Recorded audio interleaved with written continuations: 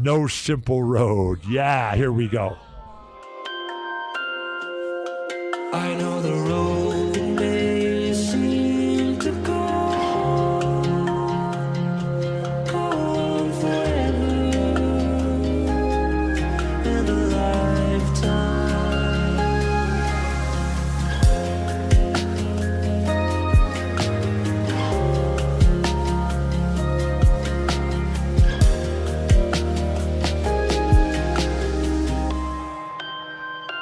That's a good way to do stuff around here. How? What's a good way to do stuff around here? Never mind everything. Just winging it. Hey now, No Simple Road family. It's Aaron. And me, Mel. And it's Apple. Apple's back. Hey. Guess who's back? Guess who's back? Apple's in the back. House. Slim Shady Apple. No, you're definitely not Slim or Shady. You're just Apple. That's true. Thanks. So.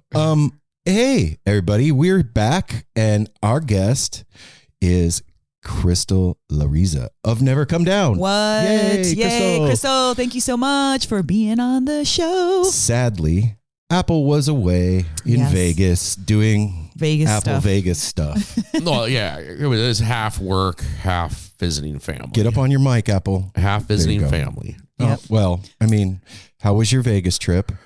It was nice. The best thing is the Vegas had nice weather. It wasn't 200 degrees yet. I didn't die. But it was nice, and I got time with all the people I work with. We were there for a work sales meeting and to meet our owner, and we went out to a steak dinner and did Vegas up. You got treated like a princess. Yeah. The rest of my crew I work with, they really did Vegas. They went out clubbing and to see AC/DC at the Raiders Stadium. I didn't do any of that. Okay. I visited family and friends. Right on. Well, we're glad you're back with us. Yeah. Me too.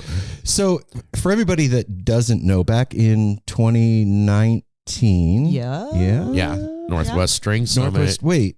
The second one. The second Northwest This String was Summit. 22. So 2022. Or 23. I don't know. One of the years that happened that's not now. The last year of Northwest String Summit. Yeah.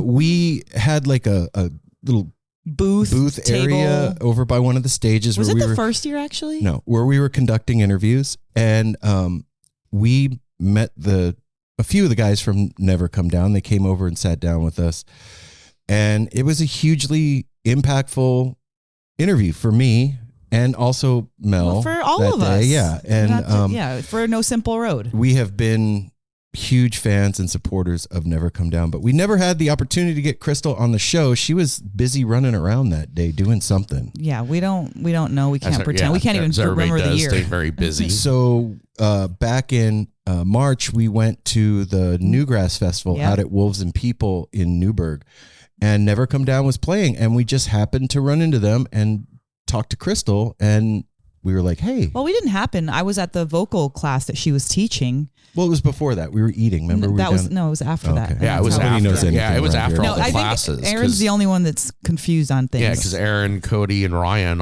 you all took a picking class with Joe from Never Come Down. Yeah, and I took the vocal class with Crystal and Lily and Caden. Happy belated birthday, Caden. Happy birthday, Caden. And we saw Crystal later on inside the little I don't know where we were dining room. Yeah, the dining area of the Chehalem Cultural Center, and chatted it up. And I was like, hey, we want you to be on the show because we got to hear some of the other members, but we never got to hear your story. And this interview, just sit down and or stand up.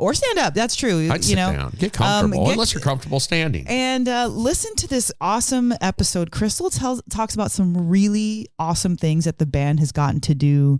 She talks about her history and how she got involved with the band and bluegrass for that matter. And talking to someone like Crystal, it was so easy and so informative. Mm-hmm. And Aaron, after we were done, we coined her Sunshine. Ray of Sunshine. Because her voice from the jump start was so she's on tour right now. They're on tour. She's in the tour bus. And from the second we started, super smiley, happy, again, ray of sunshine. So thank you. The tour bus was parked in a parking lot and at Lake Michigan. And she was in her bunk.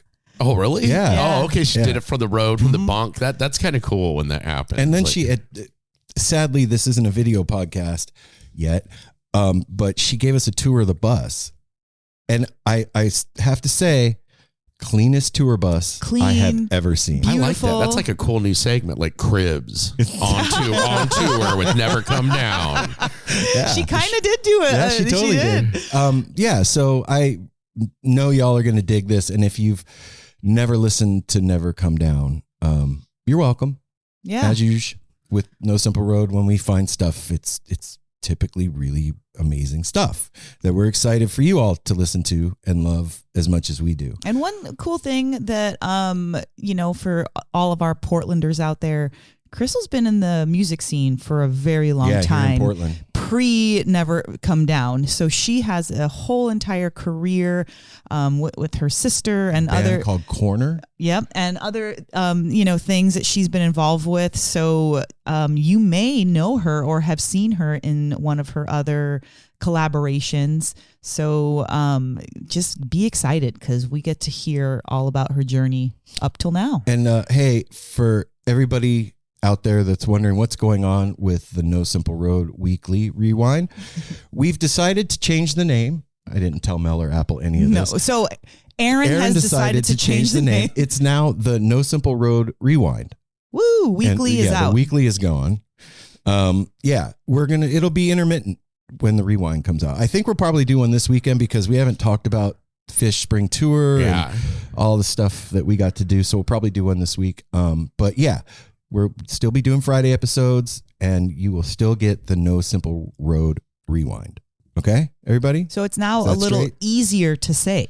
Yeah, well, I mean, Not it really. helps when we're doing things to have something to talk about on the rewind. So it makes sense. And also we've had other things in our life aside from No Simple Road that have been kind of taking precedence, and it's a little challenging to fit all of that and record like our normal life and all the changes and fluctuations that's going through, in addition with sitting down every week and talking about what's going on. We knew at the beginning of April. We'd even said it on here. Like April, we had a lot of company, a lot of going on, a lot of people going. Yeah. Traveling. We had a lot of moving parts in April. Yeah, and May's kind of no different. We've got a couple weekends spoken for. Someone's birthday month. Happy birthday month, Apple. Today's Thank you. May I just Day, realized May 1st. today's May 1st. Yes, it is. Woo. So we will be celebrating Apple. 55? 56. Dang. Whoa. Yeah. Pushing 60. Bro. I gotta go lay down. Yeah, Yeah, you my mom's coming to visit. I've got some classes to take. We have we got a lot of stuff going on. So y'all get it. So we're going to do the business now. Well, I was going to say, What? if you want to find out about Yeah. Never Come Down, you can go on Instagram at Never Come Down Band and see what they're up to. They do a lot of postings, a lot of cool stuff going on. Then you can go over to nevercomedownband.com to see what they're up to. Like Mel said, they are in the middle of a tour right now. They got a lot of dates coming up. Montana, Washington, Oregon, California, Arizona, Colorado. I think you get the point. Go over there and see where they're going to be near you. And if you're local to Oregon, they're going to be at the Ruins in Hood River. I don't know what date that is, Apple. Maybe you can pull that up. But that was right they will be May 13th at the Ruins. If you've never been to a show at the Ruins, it's a really cool it's a venue. great space and a really cool opportunity to see them do their thing in Joe and Crystal's hometown. Yeah. So speaking of the Ruins, I was going to say this one just because I love what an awesome name. May 23rd, they're going to be playing Castle Rock, Colorado at the McAwesome Festival. Fuck yeah. You wouldn't want to go to the McAwesome Yes. Festival. Speaking of McAwesome, you can follow No Simple Road at No Simple Road on all the social media platforms at No Simple Road. You can go to nosimpleroad.com. That is the hub of the No Simple Road universe. You can get a tarot reading from Mel and I. We got No Simple Road merch there.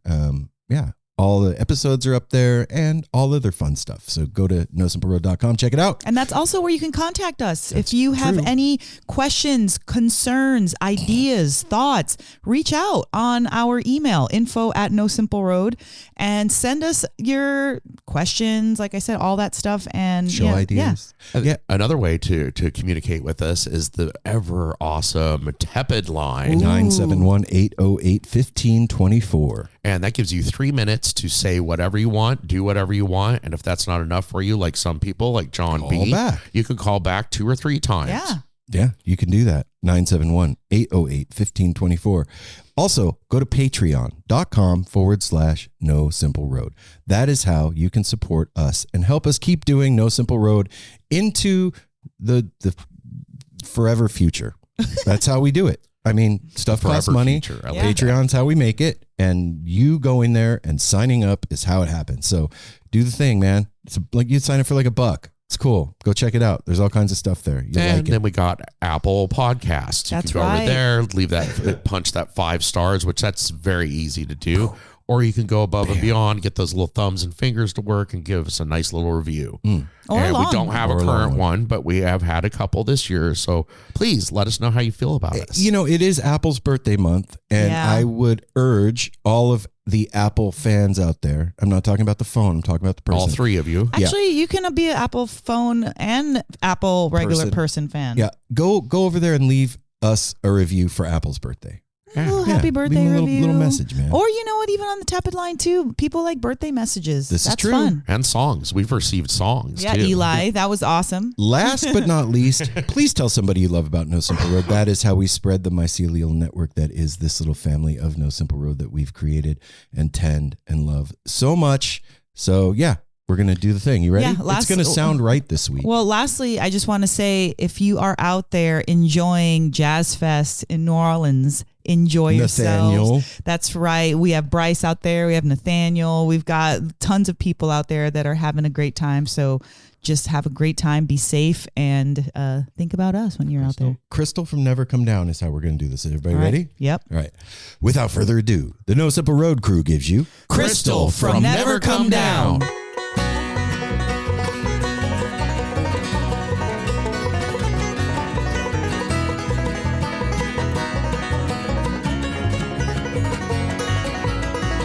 Getting out of here tomorrow.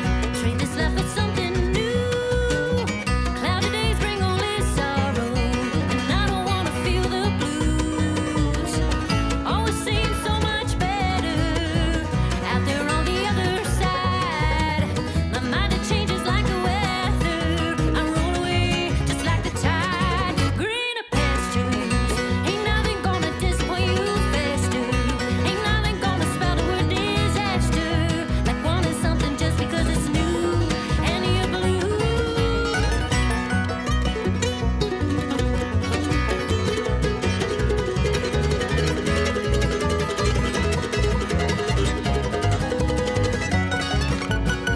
Spending so much time repairing things in life that should be tossed. It's broken now and not worth caring. So save your time, don't count the cost. Dream of a life where there's no losing. Perfect people, endless sun. I'm always chasing down a new thing. Good times as long as you can run. Greener pastures, ain't nothing gonna disappoint you faster. Ain't nothing gonna spell the word disaster. Like wanting something just because it's new and you're blue. What's up, you guys? How are you? Good. Where are you? Yeah, you look cozy. Good. Well, I am doing what I can. I'm on the bus. We're at Lake Michigan. Oh my Let me see if God. I can flip this around for you. It's just super cool, actually. I'm really bad at my phone, so hold tight. Oh my gosh. We're parked at Lake Michigan. It's yonder over there. But Wow. I'm in the back of the bus to try to get a quiet place. It's Caden's birthday today. Our Aw. mandolin players. Yay. Aw. We just had some birthday brunch. Oh, sorry. Let me turn you back around. See, You're I'm an good. old lady when it comes to stuff. Make me But not I was feel so like, bad, should Crystal. I was like, should I go to the back? What should I do? I was like, okay, I'm going to the back in the bed. So these are our bunks. And That's very cool. Yeah. Well, yeah. welcome. Yeah, to the show. welcome. You get the duo Thank today. you. Apple is in Vegas. Yeah, Apple on, had on an to- assignment. This is so cool, you guys. I'm so honored to be on with Aw. y'all. Yeah, well, thanks for agreeing to do this. I think that you guys are super awesome, and we're just so excited to get you on and hear your story and talk about all the awesome man. stuff you guys are up to. Oh, thank you. Yeah, we're on quite the tour right now. We're playing Chicago tonight and just rolling right along. Wow. So has 2025 been busy for Never Come Down? It has been busy. We've had a lot of stuff going on. And I think I got to talk to a couple of you back in, oh my God, was that March? At Wilson March People. feels like it was Dude, like 4 months right? ago. It feels like it was last year sometime. We have a calendar here in the Yeah. studio, and like it's a dry erase calendar. And Mel was like, "Aaron, look," and it was still March. Yeah. March We haven't on been fucked ours. with it since then. You're like, what? How? Stuff just happens. And, you know, I wonder that about like a touring musician. Does it feel like just parts of your life like just roll on by and you just like, it's hard to kind of, you know, we're not touring musicians, but we go to a lot of concerts and do a lot of things. It just feels like life just like is a blink of an eye. I mean, how about for you guys? Or how about for you, I should say? Spring is springing. It is. It is doing the spring It is. thing. And there's no better time to order yourself some custom tie-dye clothing. Ooh, looking all fresh Yeah, for the from- spring. Our sponsor, the Grateful Mountain. Then you're going to be going to all these festivals and shows coming up. We're all going to be outdoors soon, running around, amphitheaters and shit. And you're going to be able to look fly Yeah, with some these dyes. Tight, fresh new gear. You can get like bib overalls or shorts. You can get shirts, dresses, whatever you can. Comes in white or otherwise. You can Well, have him do. And Travis has even said he would do kerchiefs and bobby shorts and There other we go. special And requests. reverse tie-dye So stuff. Go follow at the Grateful Mountain on Instagram. He's given the No Simple Road crew 20% off with the promo code NSR20. NSR20. And you're getting free shipping. Go check out what Travis is doing, man. It is some dope gear. And like I said, doing custom orders. So slide into those DMs over at the Grateful Mountain. Free shipping is for international, No, right? nope. No, all over the world? No, you just said it's for international. Oh, I said it's no. not. Okay, sorry. It's yeah. Guys, I'm out of my rocker right now. yeah, the continental United States. I'm out of it. Sorry. That's Cool. all I'm going to say Here about we go. Go over there and get fresh. Yeah, it's like feels like the last 5 years of my life have been such a trip. Like some parts feel like, when is this, school year going to end? Or like, when is this, whatever, when you're a kid and you're just like waiting for summer so bad. And it can be both ways. You can be like hoping for winter as a musician. So you can like hunker down, usually writing. Yeah. That's when the writing happens, or that's when you're more invested in your writing and making stuff. Cause I feel like the back half of the year, spring, summer, you're touring, you're out there playing. So it's like you have this. And this year was interesting for Never Come Down because you've had a lot of stuff going on. But January is usually a month that is very much an off time for us. Oh, generally. good. Like Right. we'll do some. I mean, we had like a couple years ago, we got to do a rad tour, a little follow along tour. We opened up for Yonder a bunch, and that was really fun. January, but that was like driving around in ice storms and stuff. And this January, we kind of got, in the best way ever, robbed of winter, our dormant time, because we went to the Balkans on this amazing tour. The band got awarded this touring opportunity through a program called American Music Abroad. And that is a whole crazy story. We could spend this whole time talking about that. But I'll share a little bit about that. So Please. we had applied a couple times before, and it's an application process. It's an organization, American Music Abroad. It's been around for like it was going on 75 years. And the first musicians to ever go on were Louis Armstrong and his band. Oh, It shit. was African-American jazz musicians. And the whole idea was that we're going to send out these musicians to create cultural exchange, because musicians are better at it than diplomats. you know? So that back then in the 50s, when they sent them out, it was, you know, goodwill, and we're going to go send you to go play for these embassies and stuff. And it has happened for, over 70 years. Wow. Our band was awarded to go for the 2025 year. And it was wild because, like, I actually did the application this year. In prior years, we had done it, but we hadn't gotten you have to get accepted, and then they fly you to do an audition. We got accepted. We got to do our audition in Las Vegas, which is crazy. We just like flew in for a 15-minute audition and like flew out. Gosh. That's how you do Vegas. But it was crazy. Yes, that's definitely how you do Vegas. I like micro Vegas I can handle, but like even 48 hours there, I'm like, get me out of here. Yeah. But it was really cool. And the process was quite interesting because I think they love the fact that our band is educational as much as we are performers, because we, you know, in the bluegrass industry, you do a lot of workshops, and our band's into that. We does love that go hand in songwriting. hand, the bluegrass community? Couldn't tell you, but I do think that a lot of it is because the picking, like in bluegrass, you know, jam circles, picking circles. And I mean, the music historically was passed down orally. And so I think it's because it's like one of the most down to earth styles of music. Absolutely. And that's something in my story too, like I didn't grow up listening to bluegrass music at all. Right. Like I fell into this industry in the best possible way. And maybe we can get into that later or something. But anyway, the Balkans though, oh my God, you guys, like when I applied for this, and I have to tell you, there's a little offshoot story, is like we had applied for this program 2 years in the past, and we hadn't gotten in. And our banjo player, Brian, at the time, he had done that. And then it was like coming up on technically what would be the third year to do it. And I remember being at my house and getting like one of those emails at 11 or at like 9 p.m., Pacific time.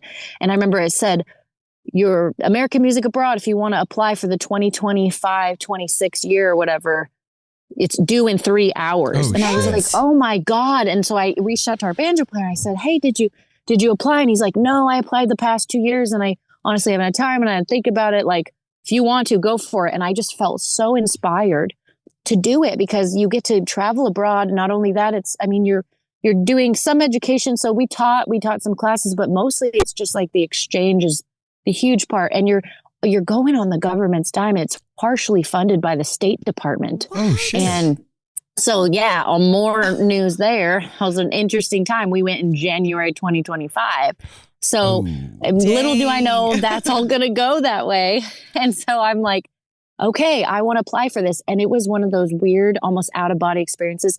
And I'm sure you guys are the same as me. I hate filling out jot forms. I hate filling out online forms. I am not an online paperwork person. I don't know any psychopath who really is. So I'm like, okay, I got to do this. And I just remember sitting with my laptop, and I remember they ask you questions. And I saved my answers because I thought it'd be cool someday to maybe tell about it. Uh-huh. But they asked you two main questions, is like, why does your band represent the U.S. and like U.S., values, or what are your values and how do you think you're a good representation of American music?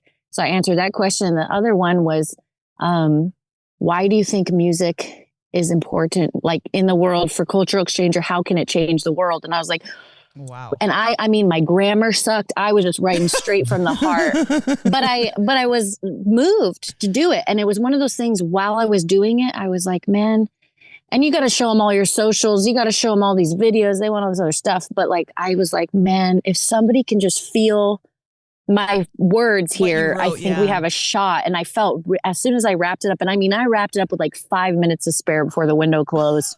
And I was like, we got this. Like, I think we got this. And I just had a good feeling about it. So when we got asked to do an audition in Vegas, I was like, this is cool. But even the audition process was pretty kind of intense. They ask you to do 15 minutes. And in that 15 minutes, it's a whole, I mean, it's like showcasing not just your performance aspect, but how do you engage a group? How do you teach? How can do you go slow enough? Everything in that 15 minutes. Show us your skills. Everything. So it was wild. And I think we aced that because we got the judges singing harmony with us. Brian, our banjo player, at the time had a fabulous song about kind of displacement. I think it has a lot to do with like refugees, and it was beautiful. So we got to work that all in, but it was all timed extremely Tight. Tight, man. So we had to rehearse our presentation like over and over. But man, we got it. And so then you get in, which is like awesome. And then you're like, when are we going? Where are we going? Yeah. And they told us the when, I think first. They're like, okay, January of 2025. And we're like, cool, where? And then we didn't get to know that information for like a couple more months. So you're just like, I don't know. And then It could be anywhere. Could be anywhere in the world. I mean, they do Africa. They do all the You're like going all the to Botswana. continents. Yeah, exactly, yeah. totally. And luckily for us, we had a couple friends in bands who had done this program before in years prior that were really encouraging. We're like, oh my God, it's life changing, So we got the Balkans, and we found out after we started the tour that the countries actually bid on the artists that are the countries that are involved in this. And so we did 5 countries, and ours was the most extensive tour they'd ever planned, they said, because usually it's like 2 countries for 2.5 weeks. We did 5 countries in 2.5 weeks. We did Kosovo, North Macedonia, Bulgaria, Slovenia, and Bosnia Herzegovina. And it was amazing. But it was also wild. So check this out. When we get on the tour, we're literally going, I think the day we took off was like the 18th or 19th of January. Our leaving the country was parallel with the inauguration of the new administration. Oh my wow. God. On the 6th. It's on. We didn't even know that was going to go down that way. And when we got awarded the thing to go, the opportunity, it was a different administration. Yeah. So all of a sudden you're representing the State Department, regardless of administration. Yeah. And that was interesting. And then as we were on the trip, things started changing, because the US aid was getting pulled. Yeah. So literally we flew into Kosovo, which was fabulous because Kosovo is a country that we helped them back in the 90s. Well, Bill Clinton helped them and some warring that was going on. And so they're really grateful and they love Americans. We joke more than we love ourselves. They love us. And there's a lot of young people, probably my age from about 30 years ago, because it was all happening in like the early 90s, who are named Bill Clinton and Hillary Clinton. No these way. Kids. Way. What? So it was an interesting place. Also weird factor, but Kosovo has 65% of the population is under 35 because they're a relatively new country. I think they got their independence in like 2008 or something, 2006. So is it? Don't quote me on that. Yeah, but having the population be that young, is it like hip? Oh man, it felt so hip. Yeah. It felt so hip there. And Dua Lipa, I guess her family's from there. So it's like everybody's young and hot and cool. And then you'll see like the random older person like walking across the street and you're like, it was super beautiful and cool. But like, man, that was our first location, right? Mm-hmm. And this is all like these areas we were in, the Balkans is ex Yugoslavia. Right. So you're seeing new buildings with old buildings, with bombed buildings, it's this gorgeous, somewhat, how do you say that? There's a word that I can't think of right now. Oh, not Gothic. That's not the right word. But there's this beautiful kind of coldness about it. Yeah, it's ex-communist bloc country. Yeah. Oh, brutalist and a lot of brutalist art but incredible. And also so many incredible memorials to people, women, humans that survived or didn't through the warring. And so there's you can't not see the history there, which I thought was so incredibly important. Because I think I'm sorry. Go yeah, ahead. no, again, no, sorry. I could just go on about this stuff all day. No, this is awesome, Crystal. I'm like flabbergasted. I never even heard of what the foundation that you're talking about. So this is new to us. The fact that Louis Armstrong was the first person, or first band. Well, I'm just curious what the reaction to bluegrass music in the Balkans was like. Well, I found out in Kosovo, we were the first bluegrass band to ever play in that country. So they had never heard, dug it, never played. No bluegrass band had ever played there, and no frame of reference. History. No, no. Everybody kept thinking we were country, which is fine by me. Right. But what was so rad is everywhere we went, it was all of the people would don whatever cowboy hat, straw, leather, whatever they had. There were always cowboy hats in the crowds, always young, old, everybody. Oh my I got God. gifted the coolest straw cowboy hat. And we were at our last place in Bosnia by this wonderful lady. She was so cool, Mama Melda. And now she's our friend on Facebook. She's so cool. Yeah. But yeah, no, it was I can't remember the question you asked, but it was wild. How they reacted to the music, because I mean, Oh yes.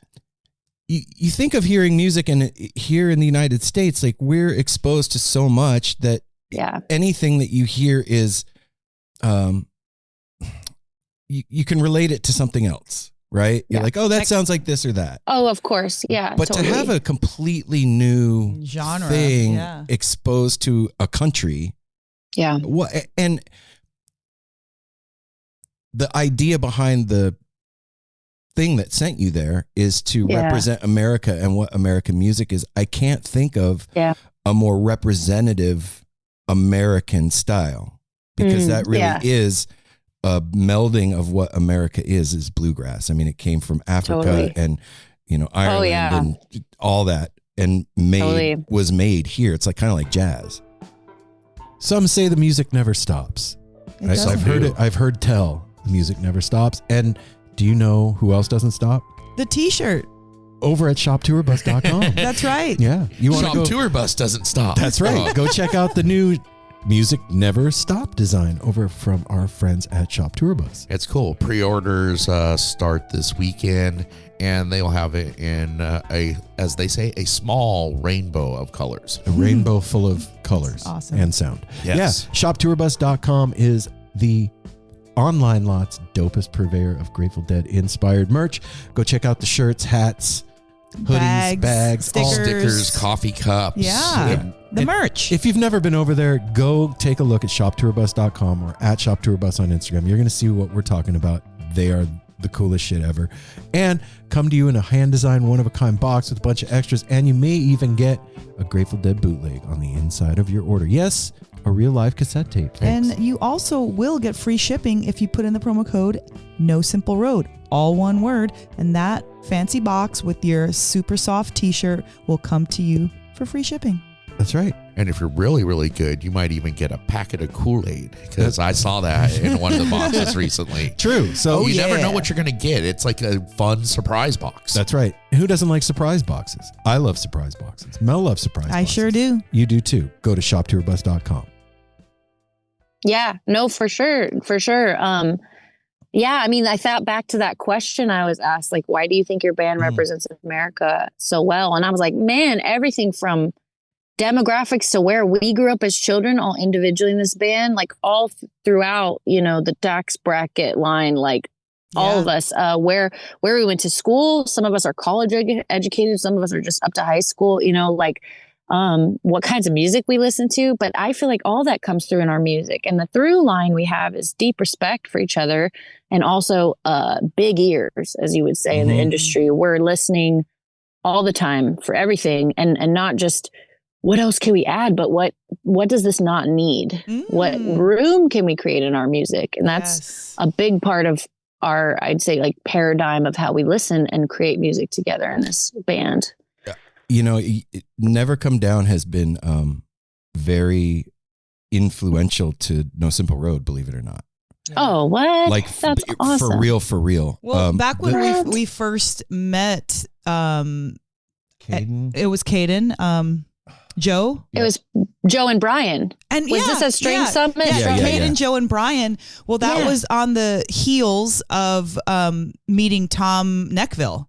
Oh, Thomas yeah. Neckville actually brought the band to us because he had approached us. We were getting ready for our booth, and he was like, walks over and he's like, "Hey, what are you guys up to?" doing? And we're like, "Oh, we're a podcast. We're interviewing, musicians, vendors, anybody associated with, Northwest String Summit." He was like, Sick. "Well, I want to be interviewed." And we're like, "Okay, well, who are you?" We didn't even know who he was. No idea who You're Tom. like, who do you even know here, Tom? Had clue no who he was. idea. And he starts telling us man. who he is, and we're like, oh shit. Like, of course. Yeah. Well, after Yeah. our interview, he was like, you need to meet this band. I'm going to bring them over. You have to Aw, interview them. So dude. he brings over a portion Yeah, of a Never portion, Come yeah. Down, and we're Yeah. like, holy cow! Like, And I had just I've been playing guitar forever on and off, but I had just in earnest started trying to learn how to flat pick.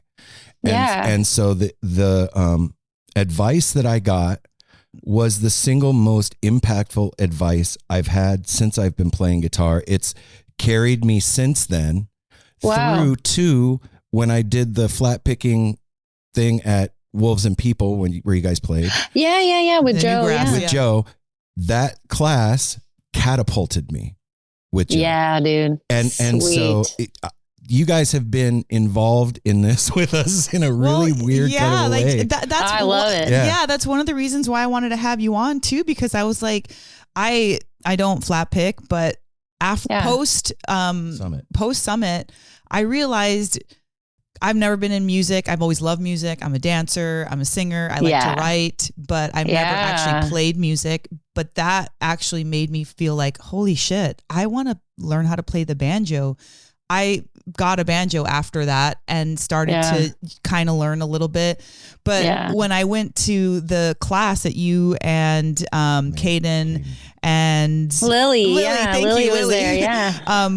I was just, the way that the teaching comes across, the way that the three of you really just, the entire plate is perfect. You've got like salad, your main entree, and dessert. And it just felt complete. And it was so interesting. And and I think I said this there too, but what you can get in such a short time with so many people, that was what really kind of just blew my mind. Is like, nobody knows anybody. We're all here just with you guys. And it was so profound in a lot of ways, being able to use your voice as an instrument, but also like with others immediately. There was no lag time. And it kind of was like magic, to be honest. Oh, it's very magical what you do. And it really made me realize, like, wow, we really all are musicians if we were just trained in, like, because everyone can use their voice, you know what I mean? Yes. And even if you're not a good singer, you can harmonize on something, or so I don't know. It's like Ratatouille. Everyone can cook. Yeah, absolutely. But we love what you guys are doing and have from the beginning, and just really support all of it. The teaching aspect, the performative aspect, like the different instruments, the different incarnations, like, you know. I want to know how you ended up there. Oh my goodness. So many things. By the way, you guys look so good, and I'm just realizing. You look great. You're fine. This is it, man. We're just hanging out. We just got out of the shower, Crystal. That's why. There's a part of me too that was like, is this going to be a video? Like, I know it's a video call, but anyway, it doesn't matter. But I'm just laughing at myself because you guys look so good with all the lights and stuff. Thank you. But I got some natural light. You do. You absolutely got that natural light. Thank you. It's all good. But just, you've seen me in real life. I'm such a glamour girl. And then literally when we're on tour, it's like looking like a scrog during the day. And then you're like putting yourself together to look good at night. And so I'm like, this is just me and the tour bus. I love it. The only people that are going to see this are right here. So don't worry about this is it. Okay. You're good.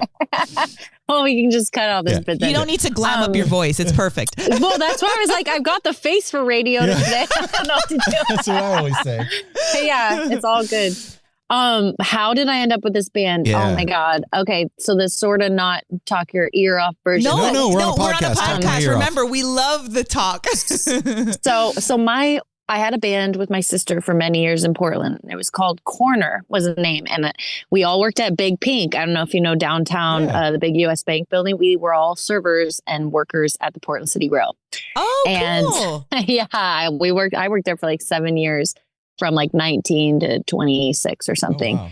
And my first real bandmates, awesome people. One is not with us anymore today, and it's still, it blows my mind because he reminds me a lot of Joe, my now partner, who's in Never Come Down, like same spirit human. So I love that person. That was Grant Anderson. He was the first person in Portland I ever like just loved to sing and jam with. The two of us, I loved his songs. He loved mine. That was the beginning, the kernel of Corner, my old band. he worked at the restaurant too. So him and I would jam, and my sister and I had already been playing our whole lives. We'd been playing music, singing. My sister Angela, Lariza. Shout out, Angela. 15. Shout out Angela, her nanny. We call her nanny. She's 15 months younger than me. She's a badass singer. She kind of left. She was smart. She could look down the pike 20 years and go, I ain't going to bed at 3 a.m. for nobody. Oh, she's like, shit. so I don't want to do that lifestyle, because she's not. But she's a good old girl. She's a real green thumb, and she works on farms and stuff. And she's a total badass, my sister. Yeah, I have a pretty artsy family. Everybody does some form of art or another. She's a wonderful photographer. She comes on tour with us sometimes. And then we'll snag her up on stage and get her to sing. It's so fun. So she knows our whole band really well. And back in our early days when we won Rocky Graph, she was there filming and taking photos. How cool to have your sister there to be with you to do that. Like, I can't imagine having my sister doing the stuff. Like, oh my God. It would be a whole different level, you Yeah. know, like you're with your guys. That's great. But then you add your sister to that. Wow. Guess who's back? In the mother. Back in town. Melt is back, everybody. Yay, Melt. Melt Premium Mushroom Chocolates, your one-stop shop for the finest mushroom chocolates on the planet. And not just chocolates, gummies too. Yeah, and they even have a new addition to the family of gummies. They have the elderberry, the tangerine, and the popular pineapple. They have added lemon now. Right? Ooh. And for those of you that aren't in the know about Melt Premium Mushroom Chocolates, there is 4 grams of their sacred mushroom blend in every bar. And a bunch of adaptogens and the most premium delicious chocolate, several 10 flavors to choose from. Go follow at Melt Mushrooms on Instagram. Shoot them a DM and let them know that No Simple Road sent you. And they are going to give you 20% off of your order. That's huge. That's huge. And then I'm excited about this too. If you go on Instagram and you hit their Linktree thing, they have Melt Radio. You can listen to on SoundCloud, Mixcloud, or Spotify. Cool. And I'm sure that they have some dope mixes. So you want to get your head right? Go follow at Melt Mushrooms on Instagram. Shoot them a DM. Get your 20% off by telling them you're part of the No Simple Road family. And you're welcome. Oh, it's so nice. And she's just my whole life. Like, we grew up like this. We always did harmonies, and I was kind of the writer, and she was like the right-hand man. She was like the scribe. And I'd be like, sing this, and then tell us what we did later, but she's a badass. But we had a band Corner, and then that band, we were making kind of like the biggest record we'd ever made. We did a bunch of crowdfunding, and actually our producer was in a band at the time called what was Robin's band called? Oh my God, I can't even do it. I can't even think of it. I'm so sorry. That's all right. So our producer, that's okay. It'll come back later. Yep. So many people, but we had a producer, and the reason we found our producer to do this cool record was because we were on a multi-bill at the Weagle, at the White Eagle in Portland. Yes. And it was our band and then some really young band who had to like leave early because they had like underage kids. And then an older band of like really cute older guys, like 50s, 60s. And one of those older people was Robin Suskin, Joe, my partner in Never Come Down, his dad. Okay. And Robin Suskin is a badass musician. I mean, he's killer. He plays pedal steel in like multiple bands all over Portland, and he's been a pedal steel player for like 45 years. And at the time, didn't know he was going to basically be my father-in-law years later. But he was playing in this rad band of older dudes called the Pearls. The Pearls. Okay. And their lead singer was this guy named Patrick. And then Robin was the pedal steel player. And usually my sister, right, she's like I got to get to bed at 10 p.m. if we're playing till 9. I'm home by 10. And usually she's like, let's get the hell out of there, because we opened. And then we heard their band start playing. And she goes, oh my God, these guys are good. She's like, I kind of want to stay. Maybe we'll dance, like have a drink. Yeah. And I'm like, okay, lady. This is on one. I was like, all right. I was like, okay, let's do this. So then we hung out all night and we watched them play. And then they got off stage. And at the end, Robin and Patrick came up to me from the band and they were like, you girls are great. Like, are you making any records? Like, are you doing anything? We'd love to play with you guys. Like, you guys, and we love them. So it was this mutual affection. So then I met Robin Suskin, and then I started making a record with Patrick in that band. He was our producer for Corner for our band. And I just want to give a shout out to Mike Cook, Ray Maestas, our bassist and our drummer in that band Corner, because they're like some old homies that helped me. Is Corner bluegrass? Oh, Corner's folk rock, like Okay. think Indigo Girls meet Sheryl Crow. Me and my sister front of that. A lot of little heart moments. Like we rocked it. And we loved it. And we got to play some cool stuff. We played Hemp Fest way back in Seattle. Oh, where it's shit. like that crazy weed festival. That was wild. But anyway, those cats are good buddies and we liked the Pearls. So Patrick became our producer. Robin sat in on the record and played pedal steel. But before he even sat in on the record, Robin just said, "You've got a great voice, Crystal. Have you ever thought about doing bluegrass?"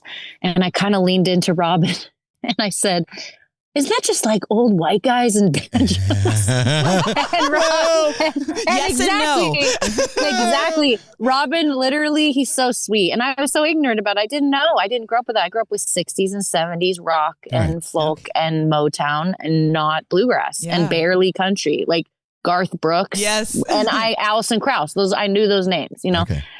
So Robin was like, "Well, you're right, but there's a lot of stuff There's going more. on." There's And this is like 2017. I mean, I was 26 or 2016 when I met him. And then 2017 when I started hanging with Joe in the band. But so Robin just said, "Hey, you've got a great voice. Like, I'd love for you to meet my son." And he does bluegrass. And I was like, "Okay, cool." So Robin took Joe, I think, to one of my shows way back. I was playing at like McMiniman's all the time. Took me to one of my solo shows. And then Joe and I had lunch. Joe Suskin, and he was like, "Hey, I've got this Tuesday night at the Ranger Station in Portland, Oregon. It's like a sit-in gig. It's just kind of like a showcase. Would you be interested in coming by and singing some songs?" I'm like, "Sure, I'll try anything once, you know, Right. like I got a free Tuesday." And I remember it so vividly, but I went to the bar and I got a beer and I brought my guitar because I was like, who knows if I'm on stage. And I just remember there was like super fast bluegrass happening.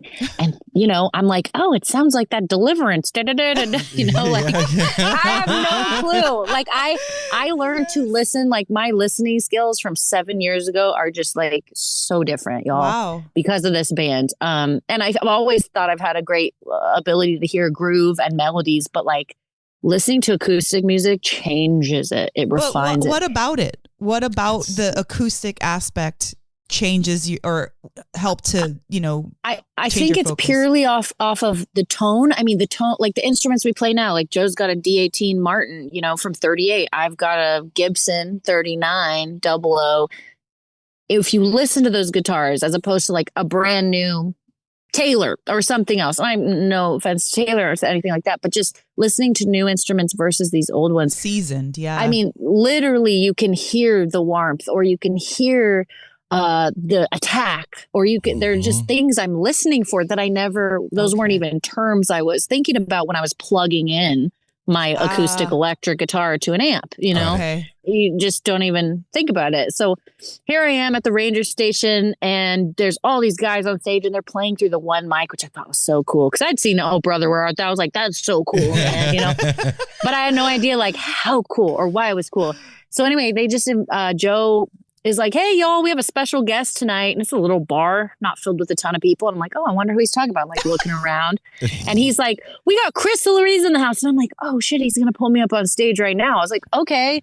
So I like get my guitar out and I'm like, "Okay." And I come up and there's like 6 people, you know, banjo, upright, mandolin. This is like Caden, It's on. Brian, like all the people. I'd never met him. And I'm just like getting on stage with these cats. And I'm like kind of shaking their hands, you know, but I'm also like, "Okay, Joe's like, play one of your songs." And I'm like, "They don't know any of my songs." And he's like, "Just play one of your songs. Like, we'll back you up." And I'm like, "Okay." And I turn to the band. I'm like, "Do you want to know what key it's in?" They're like, "Nah." And I was like, "Do you want to know the chords?" And they're like, "No." And I was just like, oh my God. So Joe's like, "Just play your song. You know, you're on stage." I didn't even know because I'm used to 58 microphone, right? And here we have these like Condenser condensers. mics, I'm like, yeah. what the hell? I was probably way too close to it or something. So here I go playing my, you know, folky girly songs. And then all of a sudden it was like splash, banjo, shrang, mandolin. And it was like everybody bass, the big, hearing an upright bass, like the warmth of an upright bass right behind your back. Like comes, wild. comes through you. Gosh. Yeah, it was crazy, y'all. Like I was like, and you have to remind you, like I love my band and I love rock music and I love drums. I still love it. I also played in a 15-piece soul band for a while Oh, shit. in Portland. So like I was doing that and that was really cool, called Cooper and the Jam. So I was doing gigs with them. I was playing kind of garage band style at Rock Bottom. I had my own Tuesday night every night there downtown. But then I got invited to do this, and it was just so different than anything I'd ever done. Cause like the intent of listening and making space for everything, that was so different too. It was like, let's just pile this music on. It was like, no, mandolin, go. Okay, we're going to be doing some fills. We're going to be, you're going to be, I had to take over like free safety musically. I had to chop while the chop was not going because the mandolin's taking over. So I'll chop on my guitar, and then the guitar solo comes in. So then, and I learned all this stuff. So the first time I went, it was so magical, and they made such a musical nest for me, and I got to sing my ass off, which was so cool. Like all those guys could sing, but like, they weren't really singing like they're singing now. Right. And so we all got to learn. I got to give them vocal lessons. Joe gave me flat picking lessons, and lo and behold, now I'm with Joe. Like, didn't think that I can't think of a cooler couple. I didn't know that at all until you mentioned it. And right on. Congratulations to you both. You deserve it. You deserve to have somebody awesome in your corner. That's the universe putting shit together. Yeah, man. that's dude. Super cool. It really felt magical because as soon as we kind of came together, Joe and I, with our songs, we were just friends. Sure. We came together and we shared songs, and it was so cool because in the beginning of our band, Joe's dad, Robin, was in the band. By the way, Robin was an original member of the band Pure Prairie League. Oh, if wow. you don't know, Yeah, no, I know who that is. Pay me what you want. Oh, yeah. He legitimately wrote that. I'm gonna get close to Mike so I can sing it. That do do do do do do do do do do. Yeah. That's his lick, man. Oh, that's shit. Wow. Yeah, that's Joe's dad's lick, and he's a beast. And so in the beginning days, because I met Joe through his dad, he would bring over he plays dobro, mandolin, guitar, pedal steel, and he was in the band. And then I don't know how much digging y'all done, but like the first thing we got, so here we are at the Ranger, we're playing it every week. The first, several months, it was like the same 10 drunks. And then word got out that there was like a really good showcase happening. And it wasn't a jam. We weren't just all over each other. It was a showcase because it was hand cherry picked players to come in, but we didn't know what songs we were going to play, which was so fun. So we were it's kind of jazz in the way of improv. Let's just make this happen, And I love that aspect of it too, because here I'm playing all this music that was all my own. Corner, I was the main writer. I wrote everything. We sang, we did all this stuff, but it was like, then I got to go sit in on bluegrass night and not know what the hell was happening. And I stood in the back when I wasn't singing and watched Joe's hands and learned all the chords and all the changes. Because I'm not super duper technical. I'm by ear. So it was such an education. And then slowly, a year into that residency, we did it for 2.5 years straight before COVID shut her down. But a year later, you had to come 30 minutes early to get a seat before the show would start because it was so packed in the little Ranger station. And it was so fun, man. It was like cheers. You'd show up and everybody knew who the hell you were. And like, everybody knew everybody, all the fans, all the people. We called our Ranger family, like they were the people that were there in the beginning. And even when we'd go start doing tours, like we went to Rocky Grass and won that band competition and stuff, we would go out, but then we'd always come back. We'd have friends cover the Ranger, and then we'd come back and we'd have stories and we'd have new songs. What was the band's name at that point? It was Never Come Down. Oh, it was? It's still, okay. Yeah. So we started at the Ranger, and the other big shot in the arm that we got early on is Brian, our banjo player at the time, was he was his ex-wife now, but she was fabulous and got us this amazing opportunity through her work with Travel Oregon and stuff. We got to go to Iceland and play the opening party for Iceland Airwaves back in 2018. And so we were this baby ragamuffin band from Southeast Portland and just got lucky with this opportunity to go to Iceland and open up that festival, because it was like they had just created a nonstop from Portland to Reykjavik. So it was this whole sister city marketing. We were like, hell yeah. And they sent 7 of us over there to play like for 45 minutes. Like it was insane. So that was a huge beginning to this band. It was like, oh my God, we just got so lucky with the coolest tour, and we knew we were going to have to go right back home and couch surf tours, and just like do different shit. Yeah. It was too wild, man. But that was a big one. You're really open to a lot of opportunity, like you can't accept those types of things without yourself being willing to get out of your own way. Like, have you always been in that way, like as a performer or with your Mm. career? I feel like, what was the last thing you said with as a performer, and then it cut Well, out? I and just with wanted your to- career, you know, because like you're yeah, doing this yeah. thing, and if you're Yeah. like, you can be like, I'm staying in my lane. This is the kind of music Sure. I like to play. Oh yeah. Or you go your Yeah. way and be like, all right, I'll go on a Whatever, let's do Tuesday the and thing. see, you know what I mean? Is that something that's in your personality already, or did you have to kind of Oh, like sure. struggle to get yourself out of that? Well, I think the biggest thing is a couple things. Realizing that any form of art, you're going to be stronger when you have a community around you. Going at it a solo isn't even really a thing to me. Like that's, and also maybe That's that's fair. not me. Like I am such a curmudgeon when I want to be. I can curmudge, but my God, like without community, without my band Corner, without these cats and Never Come Down, I don't know where I'd be, man. Like Yeah. without my sister, she was my first big collaborator, like Yes. for real. You know, my mom, I mean, I have such an incredibly encouraging musical family. It's nuts. But like single mom, she paid for all my voice lessons. Wow. You know, I learned guitar for my sister, was taking guitar lessons. Like we would just trade what we were learning to keep it cheap. But it was like, and I was always in choir. I was always super vocal and super musical in that way. I loved singing, and like an asshole, I loved hearing my own voice. Like not in the way I love hearing it recorded, but I loved making sounds. Yeah. The vibration. It's like dancing for me. It's like making something, squawking. You know, I'm a happy bird on a stick. But I've always been understanding that you have to be open to what's going to unfold, because you might never know. And one of the craziest things, if I can, I'm going to take you and show you some crazy shit real quick. I like crazy shit. Yeah. I'm just going to make sure nobody's like making the bus. Oh, sweet. Okay. So this is our bus. I'm going to turn you around real quick. This has to do with what we're talking about. I hope that's all right. Yeah, it's What- fine. this oh, is- look This at is our that. bus. Wow. That's Yeah, awesome. this is the house. We just had Caden's little birthday Aw. donuts. Anyway, I'm just showing you the bus, but this is so pretty because we're usually, you know, parked at a Love's, and right now we're parked Yeah. at Lake Michigan, so it's gorgeous. Hell Oh yeah. wow, yeah, Wow. the view Um, is insane. Yeah. Yeah, but I want to show you this map. So this map of the United States, a very old map, I bought from a paper store on Northwest 23rd when I was like 22, 23. Okay. And I'm bringing that up because I had that on my wall in my bedroom in Southeast way before I met Never Come Down. When I was in Corner and I was in Portland, I was working in restaurants. I was playing music every weekend, every other night. And I remember just putting my feet up on the map on my bed and going, man, I really want to tour the US in a bus. Oh, I really want to shit. tour the US in a bus, right?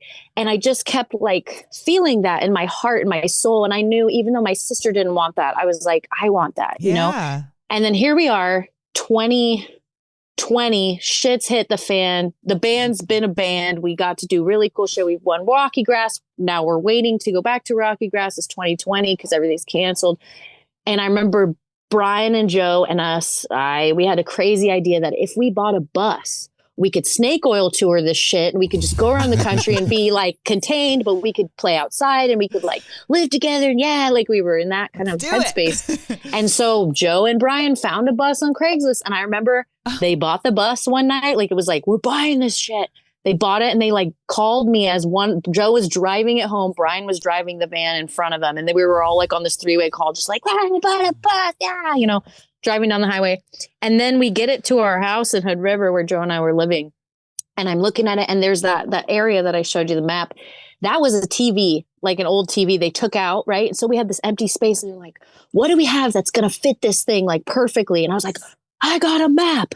And then I was like, we'll put the map there, and then we'll put like where we've been and all the shit. Yeah. But, like that is like literally the map I was Holy looking at for shit, years, Crystal. being like, I want that.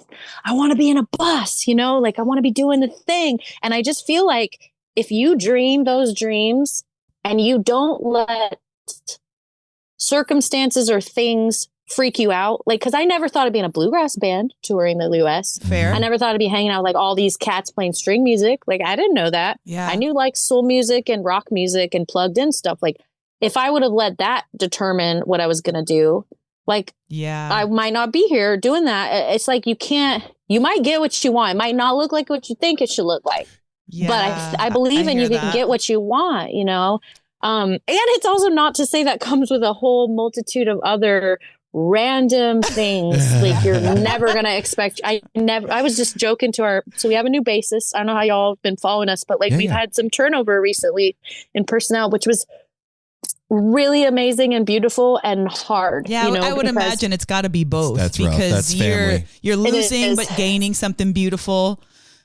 Oh, it's everything. They're your family, right? It's like families change and things happen. But the truth is, like, there's nothing but love. We're all good. I'm really glad everybody is good and friends. And, you know, but the truth of it is this lifestyle is insane. Like, it's nuts. We joke all the time. You have to be nuts to do it. But I was just telling Matt, our new bassist, last night as we were having a smoke outside of the bus at the Love's parking lot again.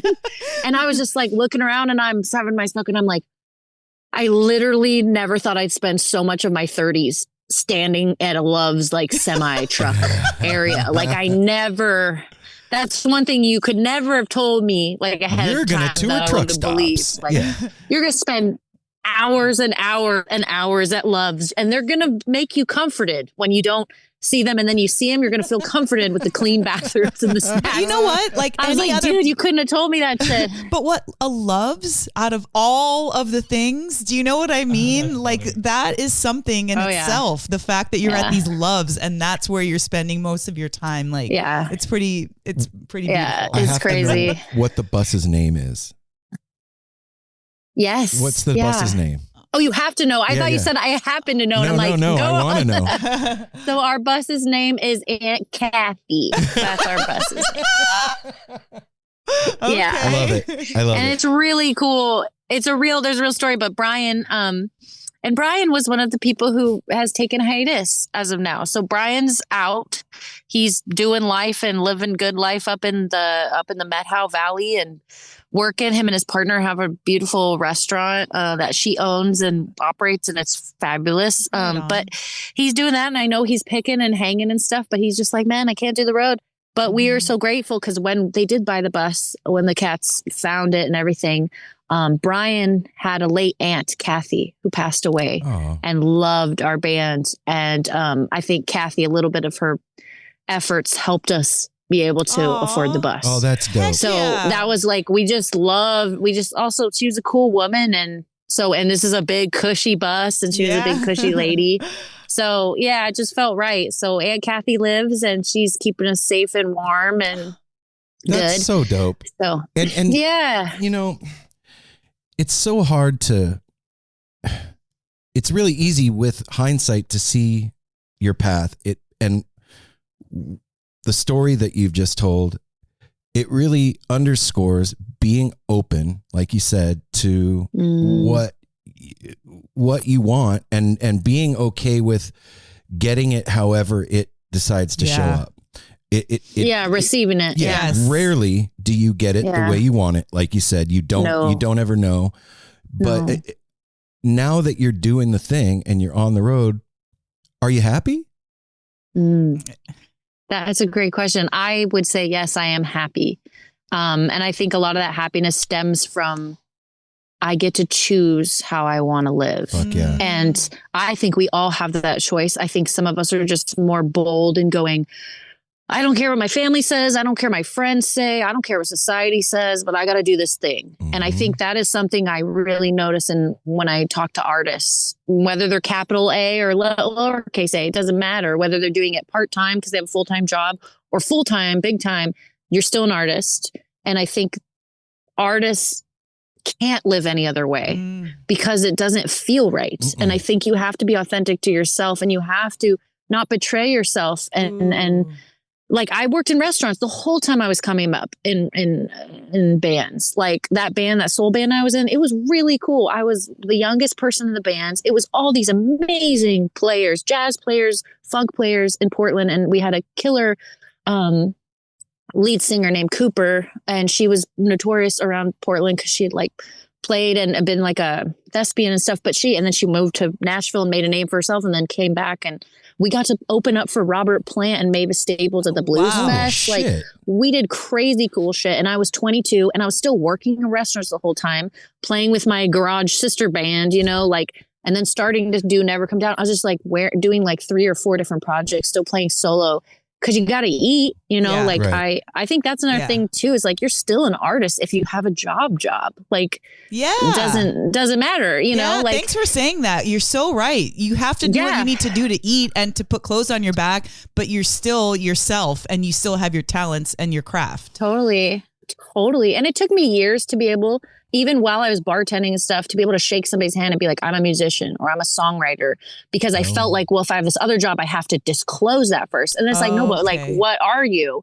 And now I'm like, oh, I'm a musician, you know, and just let people think whatever they want. Which is usually like, oh, you're poor. You're like, you're right. I'm poor. But my life is like ridiculously rich. And I think that's when you say, are you happy? I think about the quality of my life. How I'm able to make choices and move around. And the coolest thing that I love about being a musician is like the connections that you have, like being in the Balkans, getting to see all these windows into the embassies, like literally seeing how some of the funding is spent, which, by the way, from what I saw, incredible stuff that the USAID was doing, incredible things. And having us there, having music was like, and the fact that it crumbled while we were on the tour, like we were lucky to finish the tour. We were lucky to get paid for the tour, because it is no more. And we're like the last bands to get to go on that thing. And if you think that's 75 years of goodwill and like creating relationships and just like all done, that was wild. We were like the swan song. And so a lot of what we ended up doing by the end of those 2.5 weeks were just like being emotional support for the embassy workers and the people that were working at the embassy that were from those countries. I had the most incredible conversations with women from Bosnia who are working with the embassy,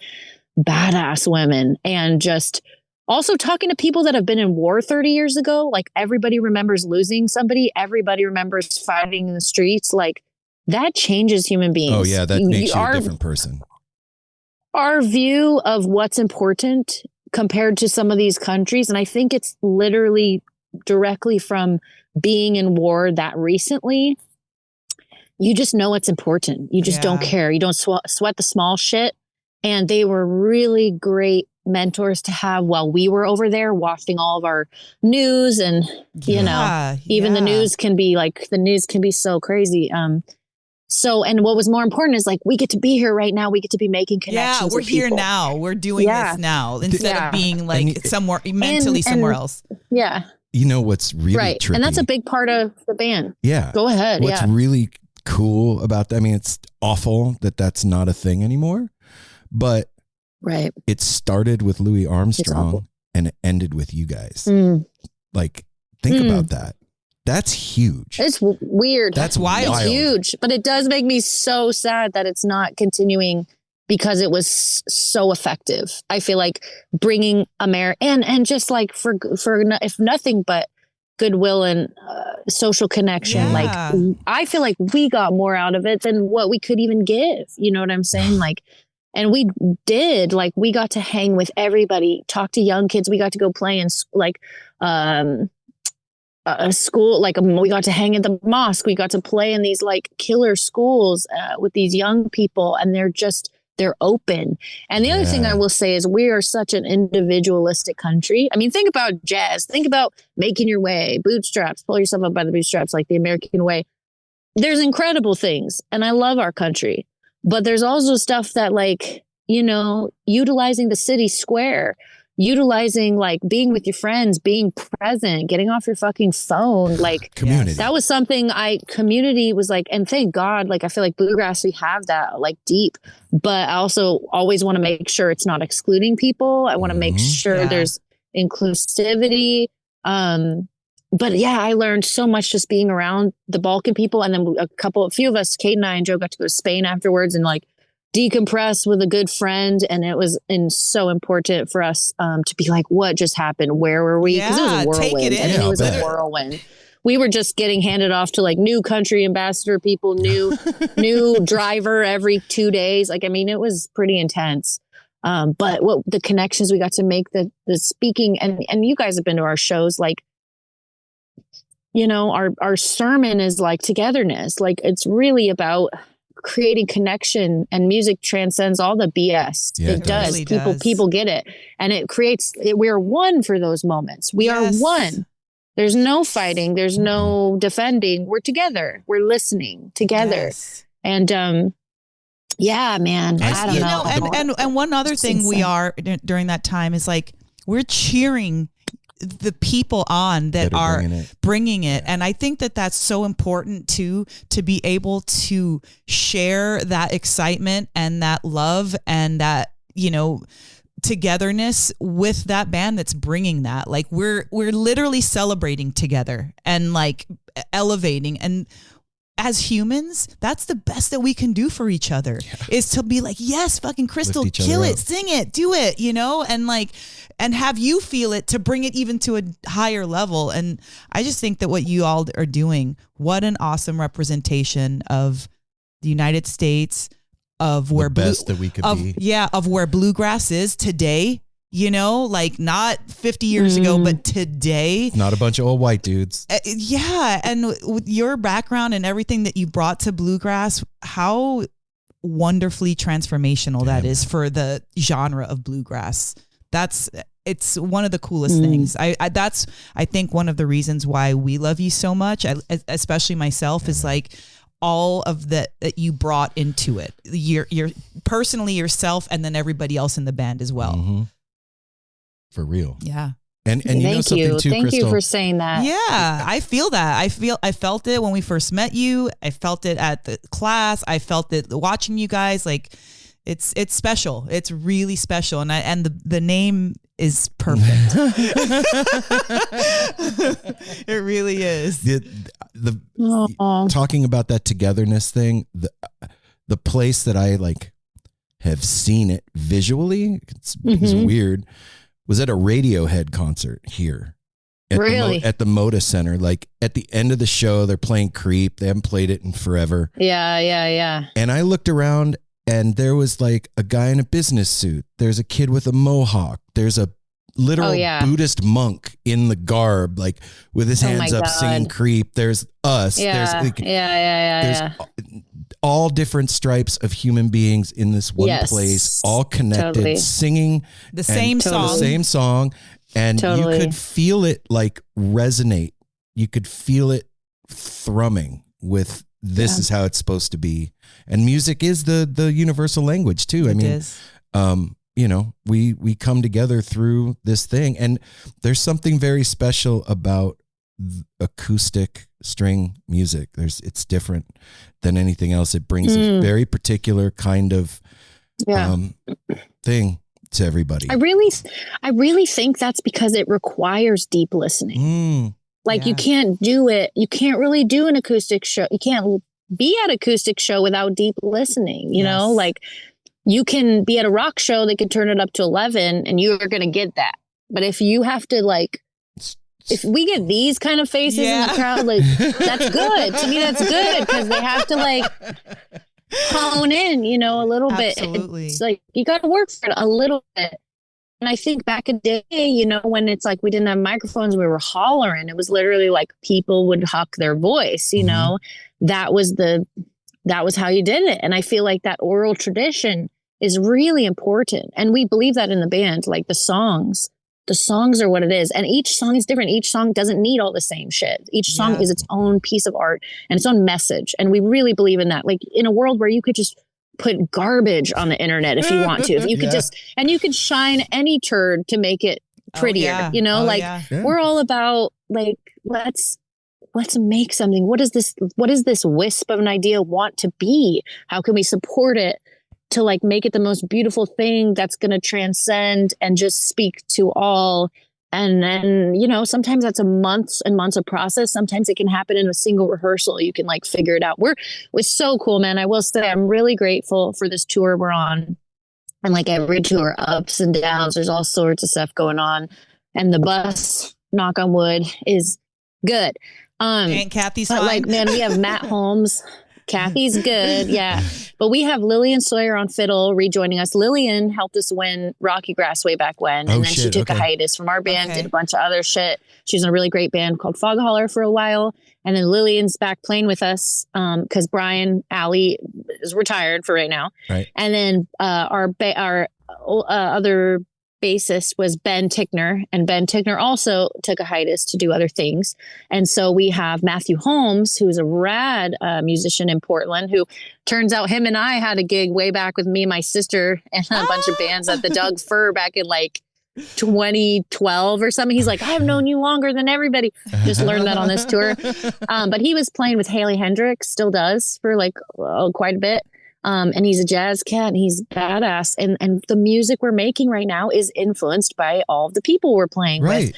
So, you know, it's a really cool time because once again, you find yourself as a musician just like rebirthing, reworking, reinventing. And that's just part of the process, you know? And I found a really cool quote the other day too in an interview. I forget the woman's name, but she's the really sweet blonde little gal in Bridgerton. Okay. She was being interviewed in some major magazine. I just flipped to the page and I saw a quote and she was like, you know, I don't think you really ever make it. She's like, even as actors and actresses, like you never really make it. You just take the next project. You just do the next project, you know? And I loved that because it's like, there is no fucking making it. Like I've considered I made it when I could pay all my bills. So like I made it, you know? Yeah. But like, yeah. But like, then you're like, what's made? And you still get people at the merch table after, oh, you guys are going to make it. And I'm like, thank you. Like, that's cool, you know? Yeah, I they don't know what mean that well, means. but I whatever. don't know what they're saying. Oh, you don't know. And it's okay. Like, and I think what making it is to someone is different than somebody else. Totally. But I love that of like, if you're an artist, you're just, it's the next project. It's just the next thing you're working on. What's the next thing?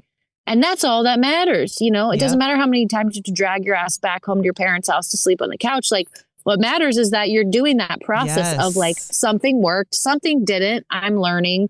And I just love that it's literally a process of projects. You're in it. Yeah, you're in it for done. life. That's you're never done. The artist has to create. And so in order to be an artist, you can't ever have, I did it, I made it. That's not a thing because it's always changing, always evolving. I want to, you know, I made it. I played through Walking Boss all the way. I did it. I made it. Yeah. You know what I mean? I could never do that before. That's, Now I you can. know what, Like, but Crystal, that's a good reminder because I think that all of us humans in general are just always trying to come to some pinnacle.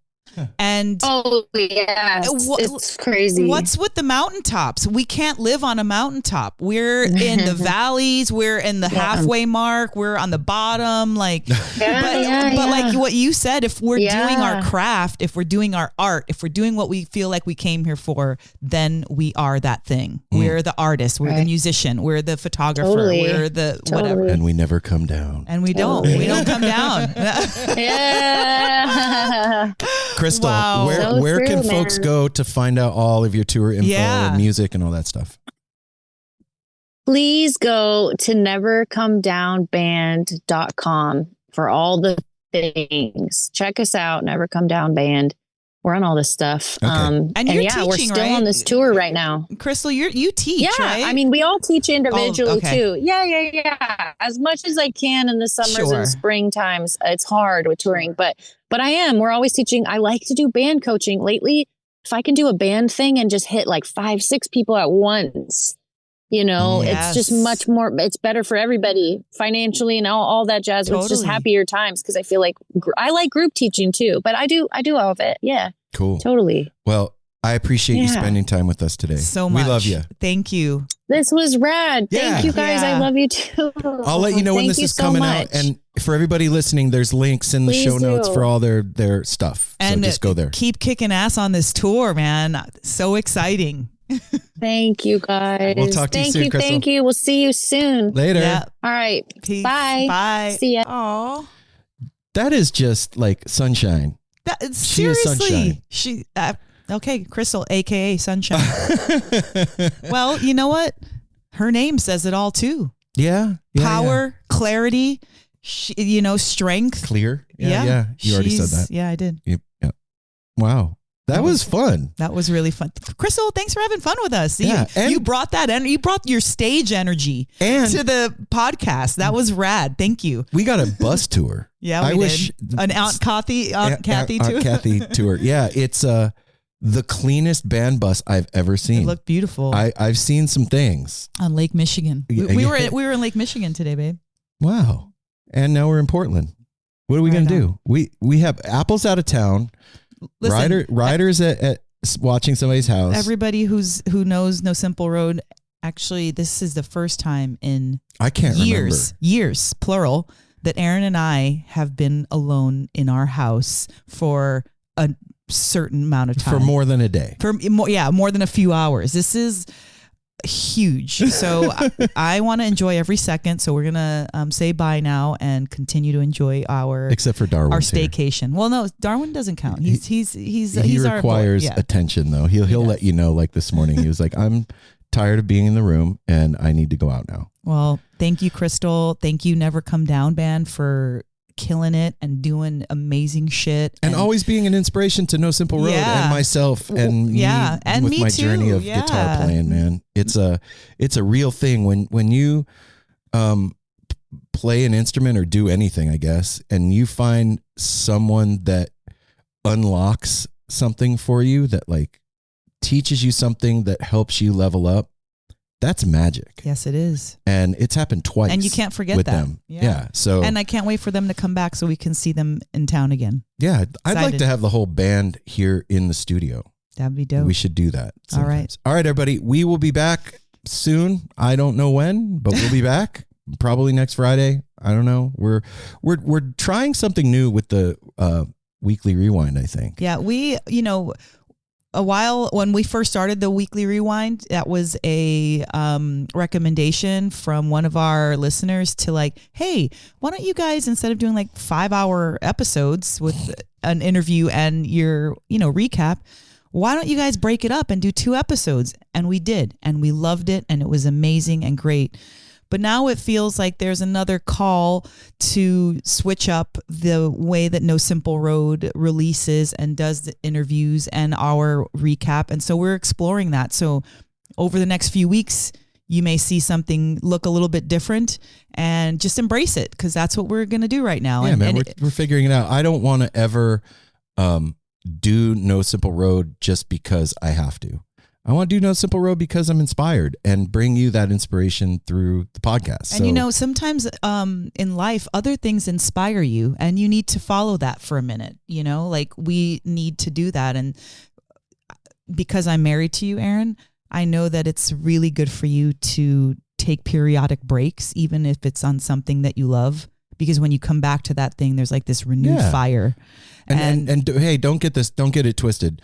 There'll be an episode a week. Yeah, we're still going to be doing episodes. That's not what we're saying. We're just going to look different than it has been over the last couple of years, and like we don't know what it is, so we're exploring it. So just know that. Explore with us. Yeah. No Simple Road is exploring. Come with us. But then we dropped this beautiful episode, like something like this. This is, this has been. Yeah, I feel like the quality of interviews that we've done the past 3 weeks has been awesome. A+ primo shit for No Simple Road. The Dennis McNally interview was dope.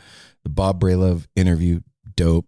This one, dope. You know what they all have in common is that we've got relationships with all of those That's people. true. So we're able to get a little bit, I don't want to say deeper, but you can get the preliminary shit out of the way absolutely. Quick. And kind of like with Crystal, even though we know you, we've met you, we don't know you, but because we have a relationship of sorts, we can, like you said, I'm Aaron, this is Mel. Exactly. And it feels great. It feels good to be in our No Simple Road lane and still be bringing awesome quality interviews and No Simple Road has lanes. It does. It does. It's a road. It has lanes. That's why I laughed. It's funny. Anyway, we love the listeners. We love you all so much.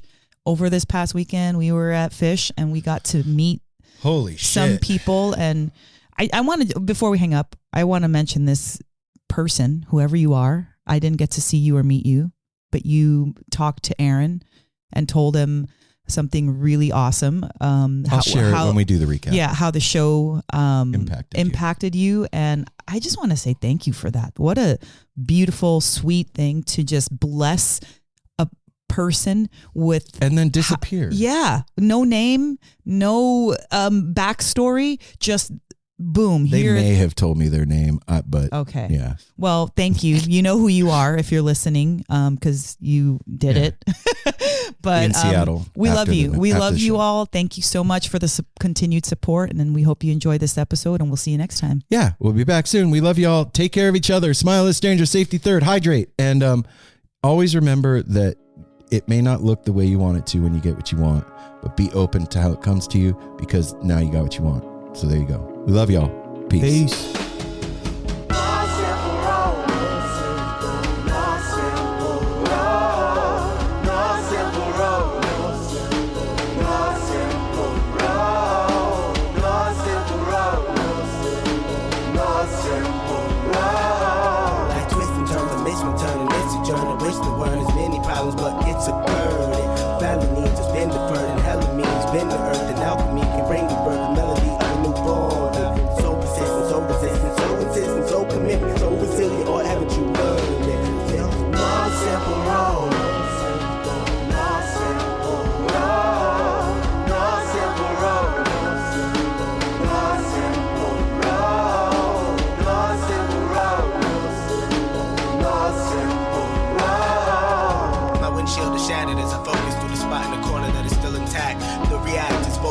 Mechanism as well as a fear. We've traveled this road before, so we may think, but it's a tad bit of strange similarities that feed an A equal A complex. The fears of your past do not equal the perplexities of the current road.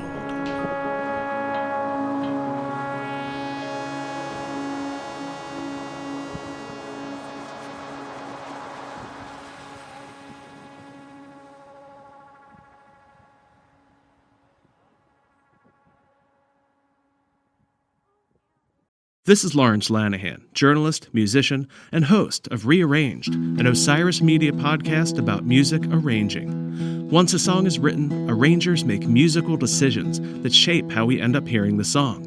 And we're not just talking about adding orchestral accompaniment, like horns and strings, or doing a cover version of a song. Arrangement can be putting happy music over dark lyrics, using samples, recording all acoustic, even tiny decisions like putting an electronic loop into an acoustic song to draw your attention to an important turn of phrase. It's all arranging. Rearranged episodes are documentary essays where I use arrangements to answer some big questions, like what is a song? And what can a song become? And how can the sound of a song change the meaning you take from it? Listening this way has changed my relationship with music. Tune into Rearranged, and maybe it'll happen for you too. Learn more at rearrangedpodcast.com. Osiris.